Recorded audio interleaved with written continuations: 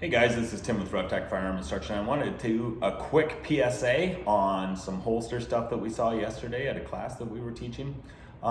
So let me just start by saying that it's common, especially in the winter, to wear multiple layers, and something that we have to take into consideration is danglies, things that are coming off our zippers, or that bungee at the bottom of coats, or that has the little plastic tightener thing and all of that jazz, or just multiple layers. I may clear this garment, but I still have other garments still in the way. So last night in class we had a guy during our dry fire portion, which is unloaded firearms, and we just kind of slowly walked through the steps, but he was reholstering, and he had managed to have the bungee of his jacket go into his holster and then push this down, right? And it was good that we caught it during the dry fire portion, so that way it didn't happen actually on the live range. But with that said, it's something that we have to think about. Now, this is a failure of a couple things.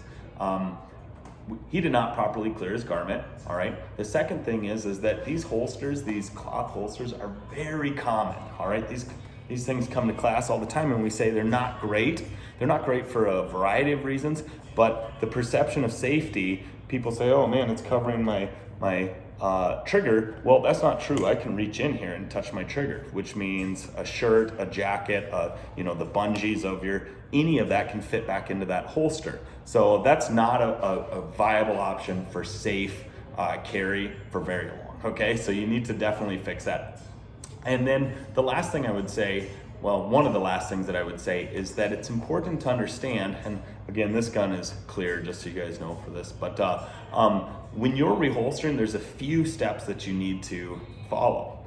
Always look your gun back into its holster, all right? But that's not what the cool guys on TV are doing. Well, it doesn't matter. Take that 0.2 of a second to make sure that nothing is stuck in that holster that would cause a problem later. So I've looked this gun back into its holster. I've also reluctantly reholstered this thing. I'm not violently shoving this thing in because you do not have a reaction time if something is caught in there, all right? And then one of the other things is that you actually have to clear this garment. You can't actually just, don't shove this thing into your holster with it. So we want to make sure that it's clear and that our garment is out of the way, all right? Now, if we follow those steps, that's pretty dang good. But if we do happen to have an accident, we need to be cautious of where this gun is actually pointed as we're reholstering. So if you're carrying on your side, I would encourage you to kick your hip out and keep this thing pointed away from your body the entire time it reholsters. If you're carrying up front, I would thrust forward and make sure that that stays away from your body the entire time you're reholstering.